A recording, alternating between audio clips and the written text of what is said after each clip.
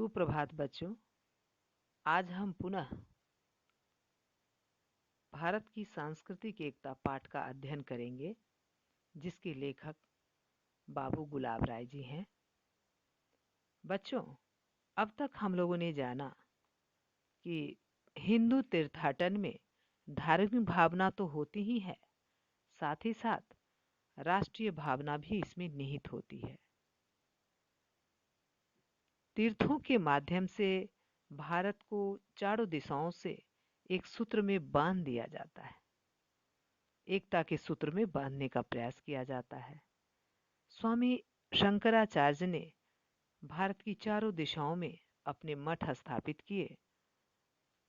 उन्होंने केवल दिग्विजय ही नहीं किया, बल्कि एकता के सूत्र में बांधने का भी प्रयास किया। संपूर्ण भारत को उत्तर में उनके द्वारा स्थापित मठ हैं। उत्तर में ज्योतिर्मठ, दक्षिण में श्रृंगेरी मठ, पूर्व में गोवर्धन मठ और पश्चिम में शारदा मठ। ये भारत की एकता के परिचायक चिन्ह हैं। चलिए पाठ का शेष भाग पढ़ें।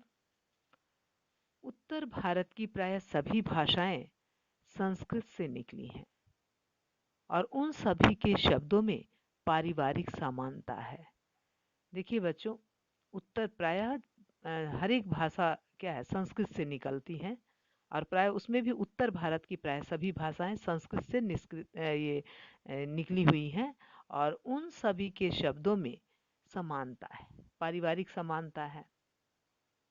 दक्षिण की सभी भाषाएं संस्कृत से प्रभावित, और दक्षिण भारत की भाषाएं क्या है, निकली तो नहीं लेकिन संस्कृत से प्रभावित हुई हैं। उर्दू को छोड़कर प्राय सभी भाषाओं की वर्णमाला एक नहीं तो एक सी है, केवल लिपि का भेद है। भारत की प्राय सभी भाषाओं का साहित्य भगवान राम और कृष्ण की पावन गाथाओं से परिपूर्ण है। भारत की सभी भाषाओं का साहित्य भगवान राम और कृष्ण की पावन गाथाओं से परिपूर्ण है।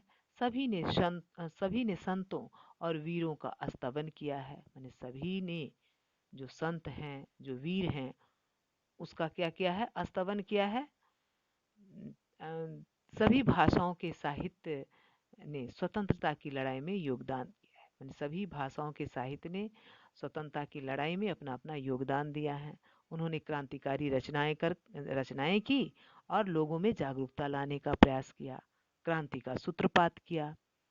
तो भाषाओं का भेद होते हुए भी विचारों में एक ध्येयता रही है। माने भाषा भिन्न भिन्न होते हुए भी सभी के विचार एक होते रहे हैं। चलिए गृह कार्य नोट करें।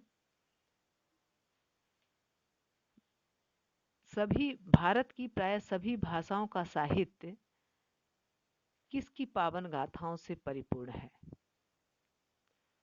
भारत की प्राय सभी भाषाओं का साहित्य किसके पावन गाथाओं से परिपूर्ण है? दूसरा प्रश्न,